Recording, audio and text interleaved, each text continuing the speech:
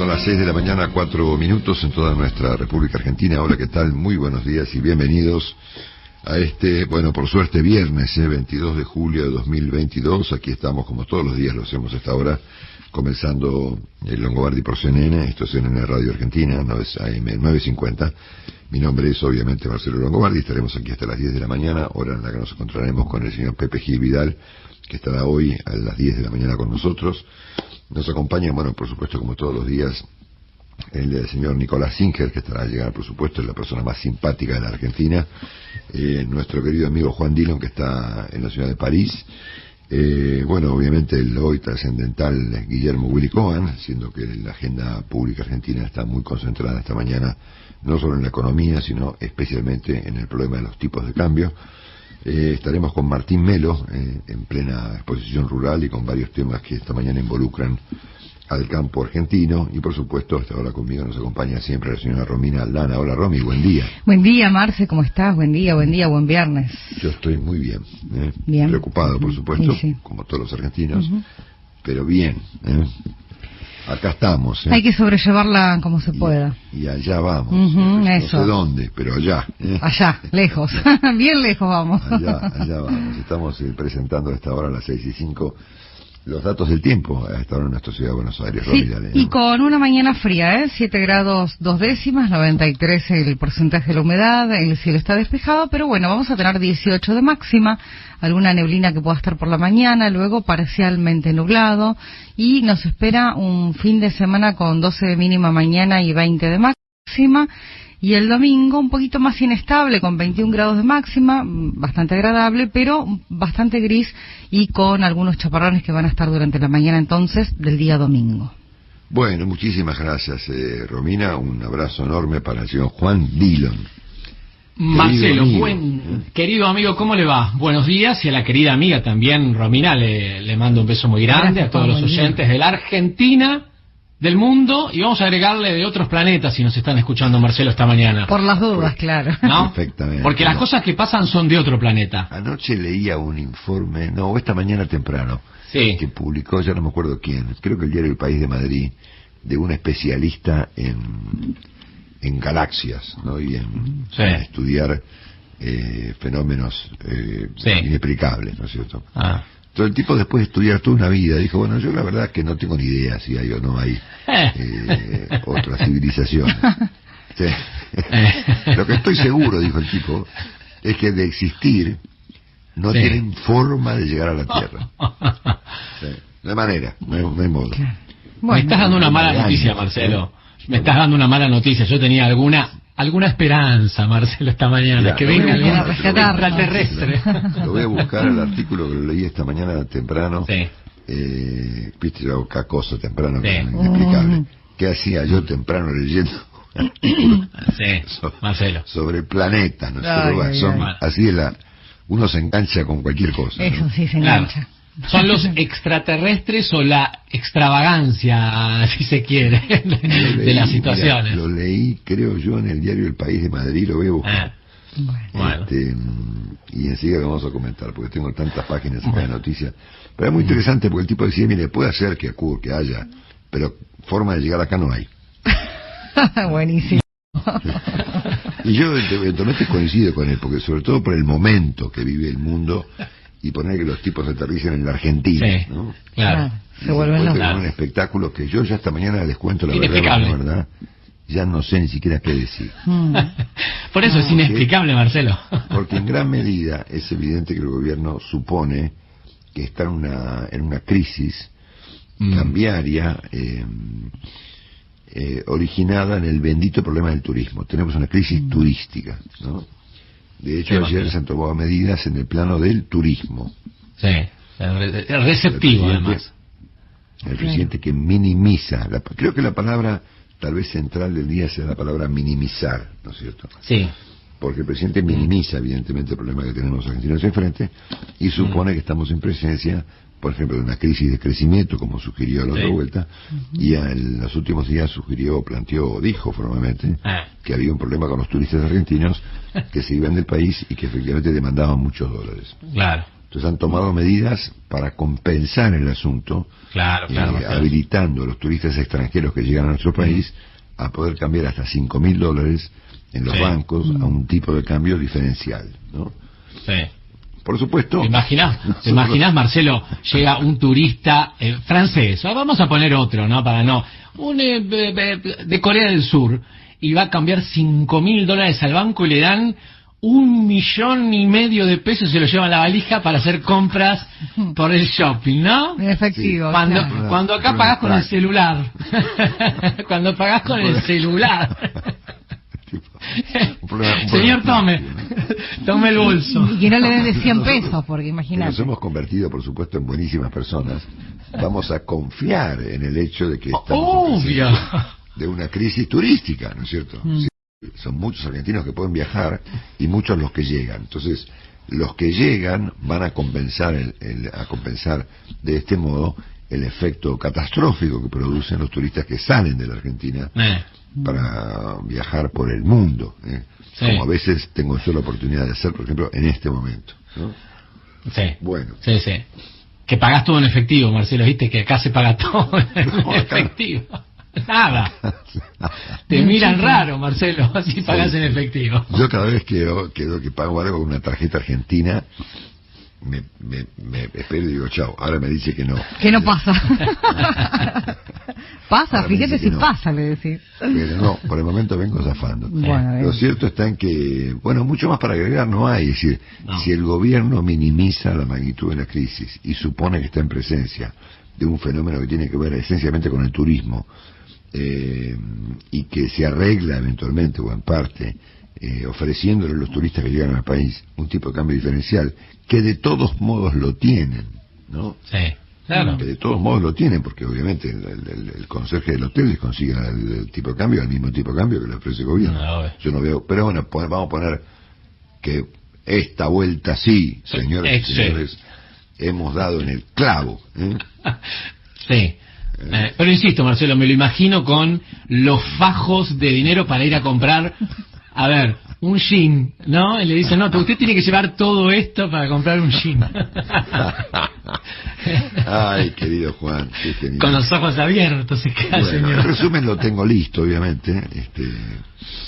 Nos lo entregó anoche a mí y a Juan un señor, después vamos a contar quién fue. Sí.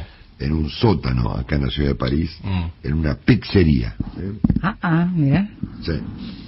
Una pizzería. Estamos en una pizzería famosa de acá en la ciudad de París, muy italiana, por cierto, vieja y algo desvencijada, pero simpática, ¿no? Así, los lugares que nos gustan, los simpáticos, Marcelo, últimamente. La famosa Pizza Pino. Mira. Pizza Pino. Qué rico. Qué rico, ¿A la parrilla eso o al molde? ¿Cómo la hacen? No, al molde. O sea, al molde de acá. Sí, No es el molde de allá. La pizza no debe ser francesa, digamos, pero bueno. No. Nuestro lugar de encuentro anoche fue una pizzería. Bueno, señores, no tengo más remedio que presentarles el resumen de este día viernes. Me hacen reír ustedes. Viernes 22 de julio, ya vamos, Bueno, muy bien, estamos repasando a las 6:10 pasaditas los datos del tiempo a esta hora en nuestra ciudad de Buenos Aires. 7 grados 2 décimas la temperatura, humedad 93%, cielo despejado. Y llegaremos a una máxima de 18 grados. Bueno, estamos aún así llenos de temas esta mañana para presentarles junto a Juan Dillon en este resumen oficial del programa de este día, viernes 22 de julio. Ya vamos. Presenta Ahora. El resumen de Marcelo Longobardi. Creo que supone que yo estoy acá. Está el artículo que le comenté a Juan. Está publicado hoy en el portal del diario El País de Madrid. Acabo de mandar una foto para que me crea. Y habla un señor llamado Vicente Juan Ballester Olmos, que es, según El País de Madrid, el Sherlock Holmes de los ufólogos. Mirá, entonces él dice que empezó a perseguir extraterrestres a los 17 años, y sin éxito, obviamente, y han pasado 57, y bueno, analiza asuntos que no puede comprobar. Pero su rigor al aplicar el método racional de investigación lo ha llevado, paradójicamente, a dejar de creer en platillos voladores. Tipo, que estudia eso no cree más. Sabe tanto que el ejército le pidió ayuda para desclasificar sus casos oscuros de avistamientos de fenómenos ovni. Y la conclusión que el tipo ha llegado es que puede haber extraterrestres, pero no pueden llegar hasta acá, no tienen forma. Bueno, Tomá vos, mirá. Así que queden ustedes tranquilos. Yo creo que es la noticia más importante del día, Marcelo, Sí. Es la noticia más importante del día, creo, Sí. Y que no vengan. Marcelo, a mí me desilusiona que no venga. Yo personalmente creo que la noticia más importante del día no tiene que ver con Argentina. Es una noticia que el primero que la vio esta mañana fue Juan. Me la comentó temprano, yo también la vi. Y es un extraordinario reportaje que publica justamente el diario El País de Madrid a un argentino. Correcto. A un argentino muy importante en el mundo que se llama Rafael Grossi, ¿no? Que es el tipo que conduce el organismo que regula la energía nuclear en el mundo, ¿no? Argentina por ahí no se acuerda, digamos, pero tenemos un argentino de mucho nivel al frente de un organismo que se ha vuelto cada día más importante en este contexto tan bélico que atraviesa el mundo, ¿no? Y él lo que afirma en ese reportaje es que Irán está a punto de tener un arma nuclear, ¿no? Así que vamos a comentarlo eso cuando llegue el capítulo internacional del resumen. Bueno, como ustedes bien saben, estimados y amigos y oyentes, ayer el dólar subió 20 pesos, ¿no? O sea, ya estamos claros que eso está fuera de control, que no obedece a ninguna pauta específica, que tiene que ver con la desconfianza, con la incertidumbre, y yo me imagino eventualmente que el mercado le espera que esta gente pueda tomar medidas alocadas frente a lo que está ocurriendo. Así que hubo un aumento de tipo de cambio y una alucinante brecha del orden del 160%. 160. Yo cuando veo este número, no me importa mucho la brecha entre uno y otro. Lo que me importa, o lo que me viene a la cabeza, es lo que pasa con los tipos que exportan, que ven cómo el tipo de cambio se dispara a la estratosfera como consecuencia de muchas razones, entre ellas como consecuencia de la inflación, y los tipos ven que su producción se desvaloriza. Debe ser desesperante. ¿Qué te parece? Debe ser desesperante ver cómo lo que vos producís para exportar cada día pierde valor. Debe ser algo realmente muy, muy complicado. Bueno, imagínense ustedes el tipo de cambio que recibe hoy un exportador de soja o un escritor. Nosotros somos el caso de este escritor que comentamos el otro día, cuando hablamos de el dólar escritor, el dólar libro, ¿no? Son un tipo que vende libros afuera o que exporta conocimiento, también recibe un tipo de cambio que tiene ya de por sí una brecha en contra para él de 160%. Es como si ustedes van al laburo y ahora a fin de mes cobran 160% menos.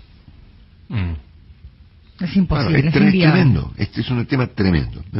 Bueno, obviamente como el gobierno supone que estamos en presencia de una crisis cuyo origen está en el turismo, y siendo que el presidente, luego de afirmar que faltaban dólares porque Argentina estaba en una crisis de crecimiento, luego cambió de punto de vista y o agregó por lo menos otro punto de vista al postular que el problema del tipo de cambio tenía que ver con los turistas argentinos que compran dólares para ir afuera, ¿no? Entonces, para compensar este inconveniente, ayer el gobierno lanzó vamos a llamarlo dólar turista, o sea que el gobierno le va a permitir vender a los turistas que llegan a la Argentina a un tipo de cambio llamado financiero hasta $5.000. Yo decía, ¿por qué 5.000 y no 6.000? ¿no?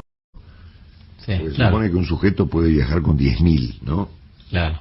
Podrán comprar los 10.000 en el caso de que el tipo traiga los 10.000. Pero bueno, así son las cosas.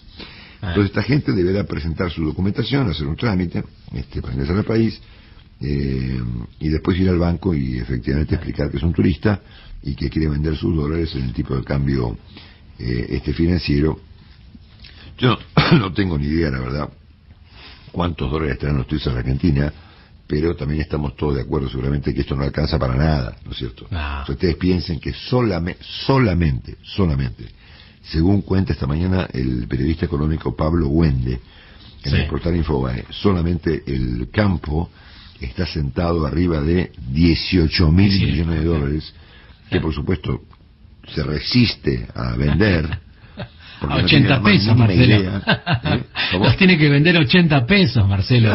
Los tiene que vender 80 pesos. Entonces, claro, la gente naturalmente se resiste a que la roben. Llega un punto que no va a tener más remedio.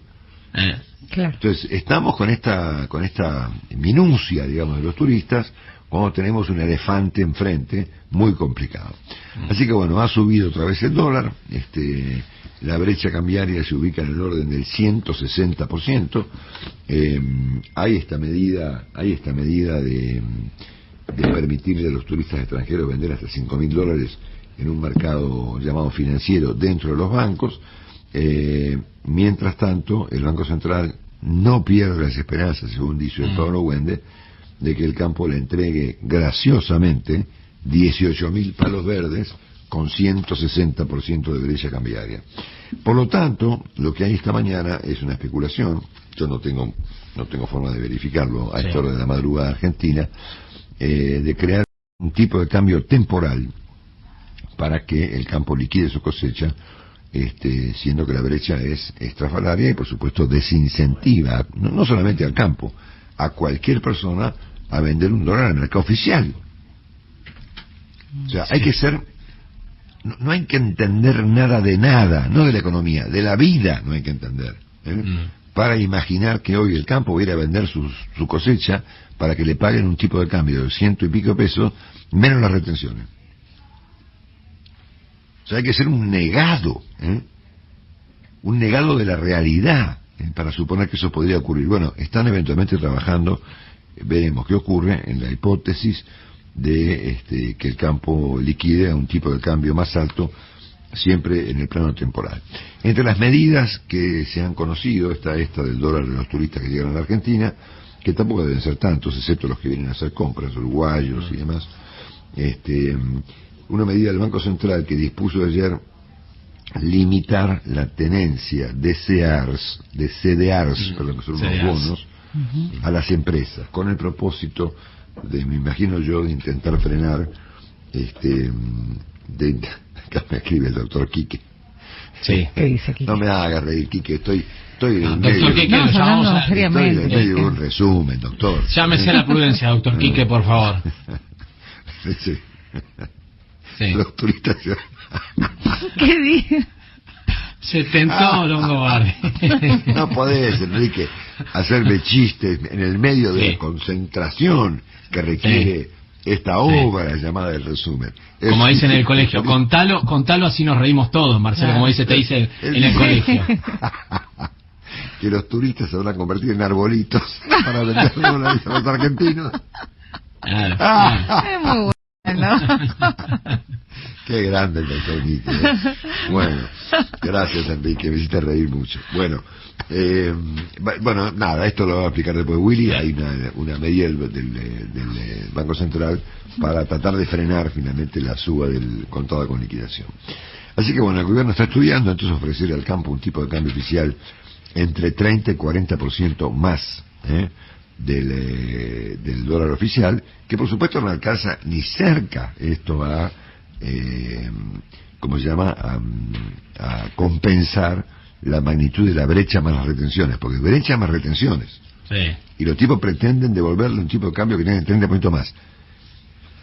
Parece mentira. Bueno, hay obviamente en este contexto más remarcaciones, y según cuenta esta mañana el periodista Damián Cantor en Clarín, hay retención de mercaderías. Por lo menos la foto que yo estoy viendo esta mañana, publicada efectivamente por Clarín, es de una góndola vacía, ¿no?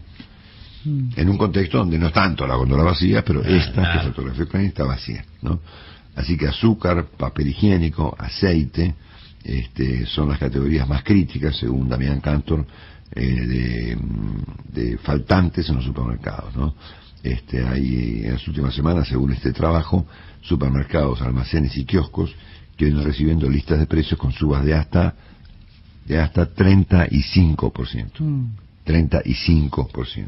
Bueno, por lo tanto, saben ustedes que la inflación prevista para este mes de julio está en el orden del 7%.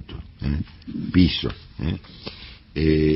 Ayer se conoció la llamada canasta básica total, que es el ingreso que debe percibir un grupo familiar argentino compuesto por 2 adultos y 2 menores para no caer debajo de la línea de la pobreza, ¿no? Y yo no me creo esto ni cerca, pero ni recontra cerca, si no tienen forma de que yo me tome esto seriamente. O sea, una familia argentina compuesta por 4 personas, si recibe mensualmente 104 mil pesos, no es pobre. Imposible. Bueno, no es seria la noticia, así que no le vamos a sacar, porque es obvio que una familia que cobra por todo concepto durante un mes 104 mil pesos, no es que no sea pobre, es recontra pobre. Son $320 aproximadamente. Por favor, ¿entendés? ¿De qué estamos hablando? Bueno, ayer finalmente se confirmó la suba de colectivos, trenes y subtes del orden del 40%, que por supuesto no alcanza para compensar el descalabro que hay en el mundo de los subsidios y el transporte, al punto tal que creo que ni siquiera se logró normalizar ayer el problema de la odisea que ocurre hoy cuando un argentino debe tomar un transporte público. Vamos a ver después con Martín Melo otra noticia importante del día que indica que hay falta de insumos en el sector agropecuario que podría, por ejemplo, paralizar la muy importante producción argentina de maquinaria agrícola, que es un sector donde Argentina se destaca mucho, ¿no? Se destaca mucho, y aquí hay evidentemente provincias afectadas, bueno, Córdoba y Santa Fe, donde están básicamente las empresas que fabrican la maquinaria agrícola de nuestro país. Bueno, acá entramos ya en un aspecto un poco más político de la crisis. Ayer la CGT cuestionó a la oposición en vez del gobierno, ¿no?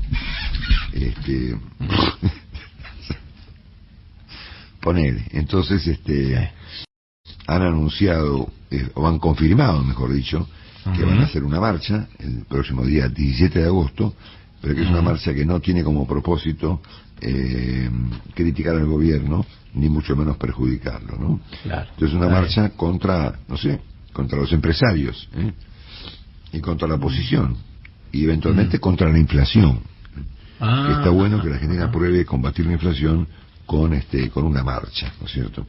Ayer en el almuerzo de apertura de la rural, esto está contado en todos los diarios de Argentina esta mañana, hubo comentarios, digamos, sombríos sobre el futuro de la Argentina y mucho reclamo empresario, como buscando una solución política a este problema.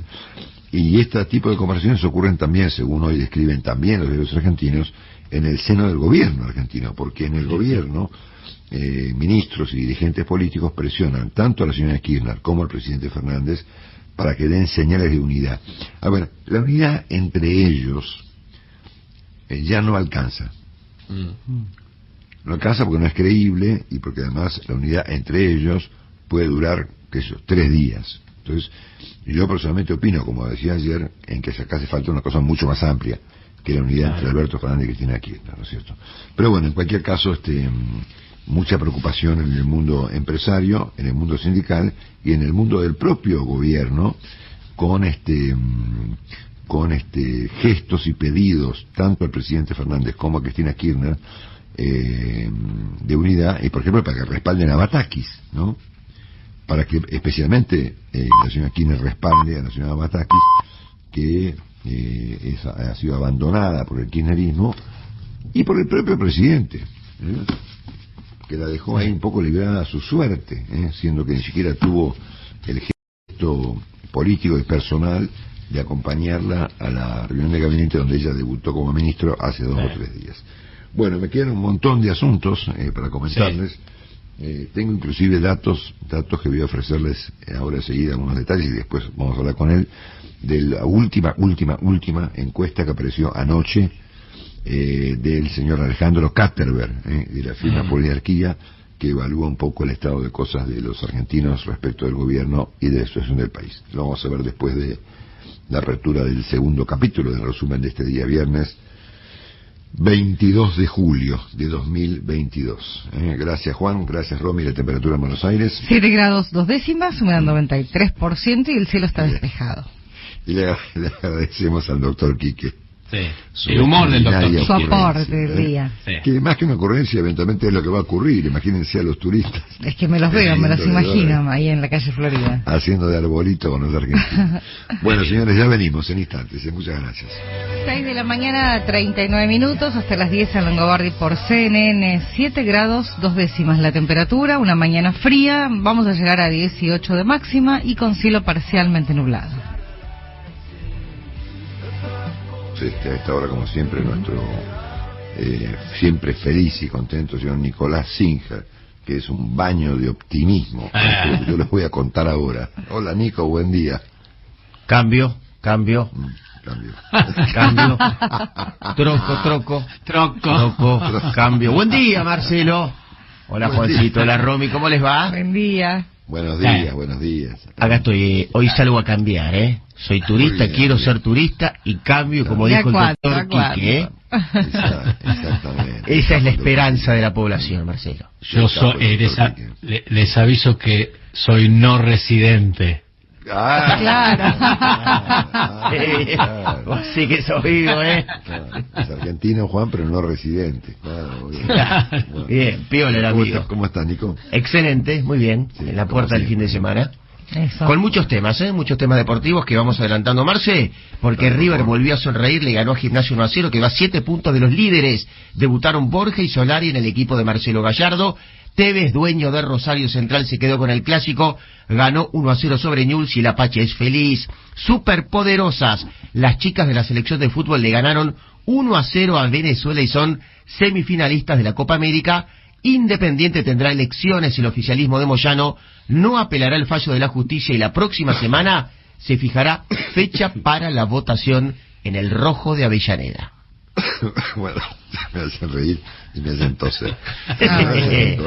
Bueno, le metemos pata con la segunda parte del resumen, que arranca con algunos datos que nos ofrece la última encuesta que produjo la firma Poliarquía. Alejandro Caterberg, su titular, tuvo la gentileza enorme, como siempre lo hace, de enviarme anoche los resultados. Les hago un adelanto para después explicarlo con más detalle, por supuesto, a Alejandro, que lo va a explicar mejor que yo. Pero yo nunca había leído en una encuesta y en un trabajo hecho por técnicos, ¿saben ustedes que Poliarquía es una firma muy seria? La siguiente definición. Dice que los resultados de la encuesta del mes de julio muestran un cuadro de situación preocupante y triste. Nunca había leído una consideración tan personal de la población en un trabajo de técnicos sociólogos, ¿no? Sí, más cualitativo, el asunto ¿no? Es triste, dice la encuesta de Poliarquía. La aprobación de la gestión del presidente Fernández cayó en julio 8 puntos y se ubica en 31%, que es una aprobación muy alta. Sí, la verdad, considerando el estado de cosas de la Argentina, ¿no es cierto?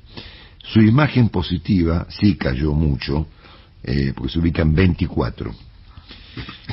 La señora Kirchner también ha tocado un piso en su imagen personal negativa, en el orden del 63%, que también es bastante razonable, considerando el estado de cosas que presenta el país. Yo pensé que iba a ser peor, ¿no? Sí. El índice de optimismo ciudadano alcanza el puntaje más bajo de la serie histórica que ha medido Poliarquía a lo largo de su trabajo en la Argentina. Y después está Horacio Rodríguez Larreta, sigue siendo el político mejor evaluado del país. Ha subido bastante la imagen positiva del expresidente Macri, está en su punto más alto en 8 meses, y la figura de Javier Milei sigue en caída. Milei no pudo parar su caída desde que, esto lo agrego yo, no Poliarquía, desde que se le ocurrió la idea de que era razonable vender órganos. Bueno, y por supuesto, siendo un dirigente rupturista, digamos, con el sistema, por lo general el éxito de esos dirigentes o de esas figuras ocurre cuando están muy cerca de la elección, ¿no? Es decir, si el tipo tiene que aguantar 1 año y medio diciendo disparates, obviamente que el desgaste que se le produce es, por supuesto, muy alto.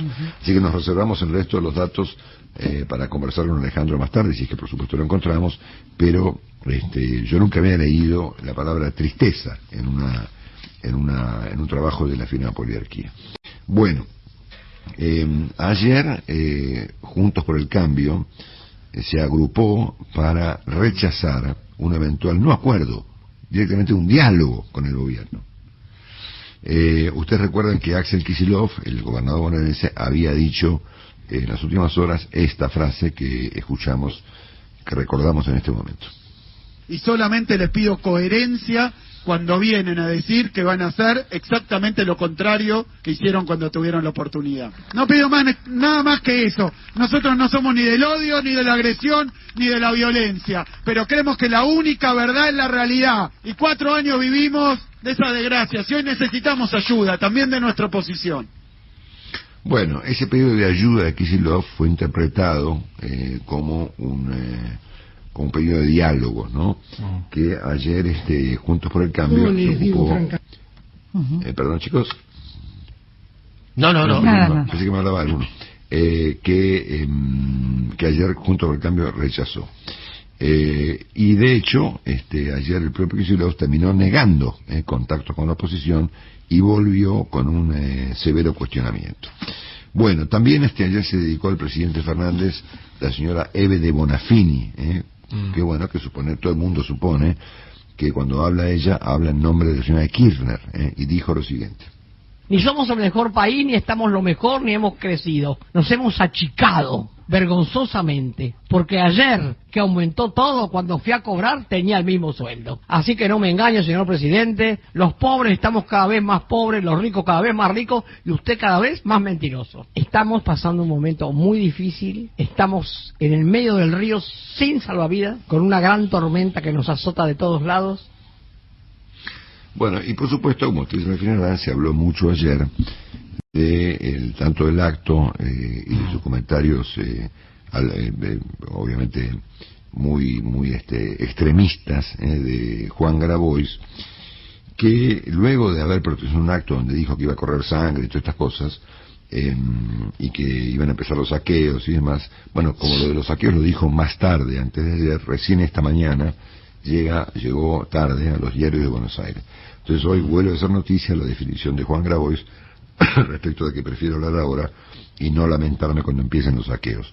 Mucha gente consideró a esta definición de Grabois como una extorsión, ¿no? Claro. Yo ayer dije, bueno, a ver, ¿esto es un pronóstico o es una amenaza, ¿no? O es un deseo, no lo sabemos. Yo me inclino más bien a pensar que es una amenaza.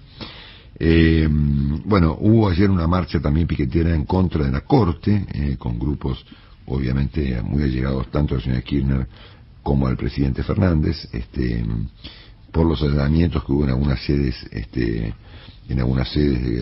relaciones sociales, por el mal manejo de los fondos. Y acá aparece, por supuesto, el presidente Fernández, que ayer participó de esta cumbre de presidentes sin Bolsonaro en Asunción del Paraguay del Mercosur, y el presidente le pidió al presidente uruguayo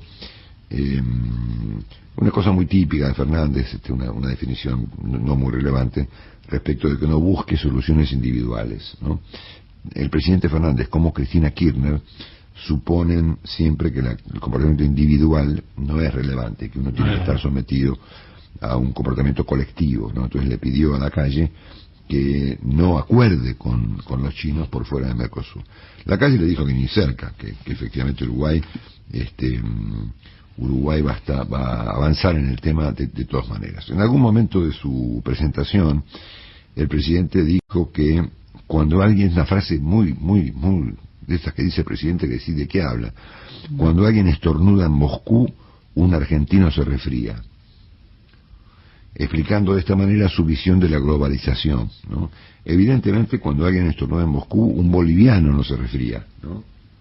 Ni tampoco se refiere a los uruguayos, ni tampoco se refiere a los paraguayos, ni tampoco se refiere a los colombianos. Se ve que el estornudo ruso, viene directo hacia la República Argentina, ¿no? Y después hizo un comentario respecto de lo complejo que es gobernar en el momento que le tocó al presidente, como lamentándose de la época en la que le tocó ser el presidente de los argentinos. Lo escuchamos. Yo les digo francamente, sé que me ha tocado, y a todos, gobernar el peor momento de la historia mundial. el peor momento de la humanidad. Pero no quiero que sea en vano. Quiero que para algo sirva. Quiero que sirva por lo menos para que entendamos que debemos estar juntos, que debemos estar más unidos que nunca. Y unidos somos más fuertes. Y somos un continente que damos cátedra al resto del mundo. Bueno, cátedra no sabemos muy bien de qué podemos ofrecer, pero el presidente tiene una inclinación muy poética, ¿vieron? Sí. Bueno, como lo llama Jorge Asís, que lo llama el poeta impopular. El poeta impopular, tal cual. Exactamente. Bueno, ya ratificó el presidente su inclinación por la poesía. Hay un inconveniente con la reunión que estaba prevista para la semana próxima entre el presidente Fernández y el presidente norteamericano Joe Biden. Correcto. Porque Biden tiene COVID. Exactamente. Aparentemente con síntomas leves. Está tomando un medicamento cuyo nombre me lo olvidé. Juan, ¿te lo acordás? Paxlovid, ¿no? Claro, es del laboratorio Pfizer, obviamente. Exactamente. Es un anti-COVID, por decirlo. Exactamente. Pasa que Biden tiene 79 años, aunque los síntomas, según dicen, son bastante leves. No sabemos si va a haber o no reunión la semana próxima con el presidente Fernández o si esto se va a postergar. Lo que sí sabemos, según cuenta el Clarín, es que la Casa Rosada suspendió, sin dar motivo alguno, la reunión que el presidente iba a mantener con empresarios nucleados en la Cámara de Comercio, en la AmCham, la Cámara de Comercio Latinoamericana, el lunes en la ciudad de Washington. O sea, esto se suspendió sin motivo. Y el presidente también habló ayer de la inflación, pero de la inflación en Estados Unidos y en Europa. Dijo que la inflación había aumentado en Europa un 500% y en Estados Unidos un 800%. Tratando de impresionar con el número, ¿no? Claro, no es que hay una inflación del 800%. La inflación que era 1, ahora es 8, anual, ¿no? Claro, dijo que aumentó 800%.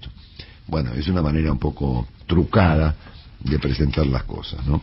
Bueno, antes de meternos en la agenda internacional que voy a compartir ahora con Juan Dinón, les cuento un par de episodios bastante dramáticos. Uno ocurrió ayer cuando en el acceso oeste un grupo de gente arrojó piedrazos de gran tamaño contra un ómnibus y con el propósito, por supuesto, de asaltarlos, ¿no? Y esto derivó en que el chofer del ómnibus está internado en muy grave estado, luchando por su vida. Una locura, ¿eh? Es un colectivero de la línea 57 que resultó muy gravemente herido como consecuencia de un señor Daniel Córdoba, ojalá se pueda recuperar, herido de piedrazos en el acceso oeste. Y ayer en José Cepaz, también provincia de Buenos Aires, 3 hombres y un niño de 13 años fueron todos acribillados a balazos en una esquina de José Cepaz. Un tipo discutió con ellos, fue al auto, agarró un arma y le metió 20 tiros. José Cepaz, provincia de Buenos Aires. Bueno, dicho esto, yo hago un repasito veloz y ahí lo escucharemos a Juan con un poco más de detalles. Ayer Rusia, o lo compartimos, Juan, ayer Rusia... Sí, cómo no, Marcelo. Rusia bombardeó otra vez una zona muy poblada. No tengo detalles de víctimas, pero sí tengo, pues son provisorias, tengo 3 muertos y 23 heridos en esta maquinaria diabólica rusa de atacar lugares densamente poblados. Ayer el presidente de Corea del Sur, el señor Yoon, se escribe Y-O-O-N, advirtió que el régimen de Corea del Norte está listo para una prueba nuclear en cualquier momento, dijo. Y aquí aparece lo que yo creo que es, fuera de los temas argentinos, la noticia más importante del día, y que se refiere a los comentarios formulados por el señor Rafael Mariano Grossi, que es argentino y que es el director del organismo que regula la energía atómica del mundo. Debe ser el argentino probablemente más importante del mundo en un cargo ejecutivo, ¿no? Exacto. Y más prestigioso además, ¿no? Más prestigioso también, por su figura, por su desempeño y experiencia. Exactamente. Y que por supuesto tiene en sus manos un asunto de altísimo orden mundial hoy, porque obviamente el tema nuclear, como ustedes bien saben, está en el tope de la agenda. Entonces lo que dice Rafael Grossi es que el programa nuclear iraní avanza al galope, y es muy poco, dice, lo que podemos ver nosotros respecto de cómo está avanzando el asunto. Es un tema súper importante, porque ustedes saben que hay en el mundo un conflicto desatado y por lo menos dos potenciales, el de Rusia y Ucrania, o el de Rusia atacando a Ucrania, un eventual conflicto entre Estados Unidos y China por la soberanía de Taiwán, que es un tema que involucra a muchos otros países en el mundo, un tema muy grave, y por supuesto la perspectiva de que Irán alcance un arma nuclear que desate una catástrofe entre Arabia Saudita, Israel y demás, de Egipto de un lado e Irán del otro, ¿no? Correcto. Quien me advirtió sobre este trabajo esta mañana, yo todavía no lo he alcanzado a ver, fue Juan, que me dijo, ojo con lo de Grassi. Sí, hay, bueno, obviamente el dato que vos decías sobre el programa nuclear iraní, que venimos insistiendo hace tanto, Marcelo, con la preocupación y obviamente con las derivaciones que tiene por la relación que la Argentina tiene con Irán, avión, etcétera, etcétera, etcétera, pero también hizo una advertencia Grassi. Dice Frank, sí. Creo que dije Grossi, ¿qué dije? Grossi. Sí, por lo menos escuché, dije Grassi. Yo sé. Rafael Mariano Grossi. Bueno. No, dije Grossi, Grossi, si me equivoqué es. Bueno. Rafael Mariano Grossi. Mariano Grossi. Exactamente. Digo, Irán por un lado, y también hizo la advertencia en esa entrevista que le dio al diario El País sobre el descontrol y también la falta de visibilidad en las centrales nucleares rusas. De Ucrania en control ruso. Muy importante esto. ¿Por qué además? Porque paralelamente hoy en el diario El Mundo también de España hay un artículo muy interesante de cómo los rusos están convirtiendo, por ejemplo, de la central de Zaporizhia, que tiene 6 reactores nucleares y la hace la más importante, la más grande de toda Europa, en, ¿sabes qué? Una central digamos, de misiles. Está instalando, a sabiendas de que no pueden ser atacadas las centrales, está utilizando los sectores para que sean puntos de lanzamiento de los misiles rusos a Ucrania. Me parece que son dos datos, Irán y Rusia, sobre la situación nuclear, además de una advertencia en el día de ayer nuevamente de Alexander Lukashenko, el presidente o el líder de Bielorrusia, con respecto a que estamos jugando al abismo y que el próximo paso es una contienda del tipo nuclear. Así que me parece que son 3 noticias, al menos para tener hoy muy presente en este viernes. Buenísimo, Juan, sin duda, ¿no? Lukashenko, ustedes saben que está totalmente del tomate, ¿no? Es un tipo muy peligroso, ¿no? Alexander Lukashenko es un títere de Vladimir Putin que conduce un país llamado Bielorrusia. Claro, yo no entendía por qué razón, Juan, es muy interesante lo que contás, por qué razón los rusos ponían cohetes para atacar a Ucrania en centrales nucleares. Claro, para que no los ataquen a ellos. Para que no los ataquen. A ver, pero el riesgo, porque ahí tenés una administración de las centrales que sigue siendo ucraniana, es decir, personal técnicos ucraniano, y están tomadas militarmente por Rusia. Y ahí también, digamos, la organización internacional que dirige Grossi no puede ingresar a estas centrales nucleares para ver qué está sucediendo. Así que, doble problema. Bueno, nuestro querido productor Francisco Anselmi, un autoritario, no, un autócrata, déspota, me confirma que dije Grassi. Y acá me escribe el ingeniero la cinta, Benaglia, Gonzalito. Sí, el bar, a ver, el bar. Me escribe el ingeniero Benaglia, que dice, dijiste Grassi. Bueno, usted es tan sordo como una tapia, no sé, dije Grossi, ¿ok?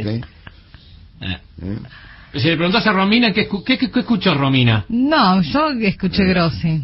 Yo escuché Grossi. Pero bueno, sí, contundentemente lo chequeamos. Pero sin ninguna duda. No chequeamos nada, si yo dije Grossi, ¿no es cierto? Y Juan, vos que me conocés de mucho antes, contales lo que puede ocurrir con la gente que se le ocurre corregirme. Así. Marcelo es muy de la onomatopeya. Bueno, para terminar, les cuento que ayer, por primera vez en 22 años, el Banco Central Europeo subió la tasa de interés 0,5 puntos. Sí. Esto tiene que ver, obviamente, con la onda recesiva que eventualmente puede afectar al mundo. Hoy hay un trabajo muy interesante publicado por La Nación, traducido creo que en el New York Times, si no me equivoco, sobre que hay una preocupación mundial, digamos, como nunca ha ocurrido en los últimos 20 años, por una recesión masiva. Bueno, finalmente, perdóname, Italia... ¿sabes qué? Perdóname, ya sé que estamos sobre ahora, pero muy interesante. ¿Sabes qué utilizó el Banco Central Europeo para una serie de medidas de rescate además de deuda? Las decisiones de Mario Draghi. Digamos, todo lo que hizo Mario Draghi en el Banco Central Europeo lo utilizó ayer Christine Lagarde. Claro. Bueno, aquí está la fotografía de Mario Draghi formalmente presentando su renuncia ante el presidente de Italia, y habrá elecciones anticipadas en ese país el próximo día 25 de septiembre, al principio del otoño. Y obviamente ha quedado un estupor mundial como consecuencia, hay estupor mundial por la caída de Mario Draghi en Italia, mucho más, obviamente, que por la de Boris Johnson en Gran Bretaña, mucho más por la envergadura del personaje, y por supuesto, tanto los medios locales como los medios internacionales suponen que detrás de esta historia hay una mano de los rusos, o por lo menos de los aliados italianos que tiene el presidente Vladimir Putin, ¿no es cierto? Giorgia Meloni, anota, Giorgia Meloni es la admiradora de Mussolini, más radicalizada que Vox, que en Santiago Abascal, obviamente el líder de Vox es el partido ultraderecha española, y es la que en este momento las encuestas dicen que ganaría el 25 de septiembre en Italia. Fíjate a vos la derivación rusa. Obviamente Mussolini, admiradora de Putin. Dios mío, wow. Ayer lanzó formalmente su candidatura presidencial el expresidente brasileño Luis Ignacio Lula da Silva. Lo interesantísimo del asunto es que anunció formalmente a su candidato a vicepresidente, que se llama Geraldo Alckmin. Sí. ¿Quién es Gerardo Alckmin? Fue gobernador de San Pablo y es un hombre del neoliberalismo, pongámoslo así. Curioso, ¿eh? Es un neoliberal que acompaña al Lula en su fórmula. Muy interesante ayer el planteo que hizo el presidente de México, el pintoresco Andrés Manuel López Obrador, una persona con mucha influencia sobre el presidente Fernández, muy amigo de él, que saben que hubo un femicidio en México. México es un país muy violento, obviamente, en términos generales, y por supuesto la violencia contra las mujeres en México está muy marcada, ¿no?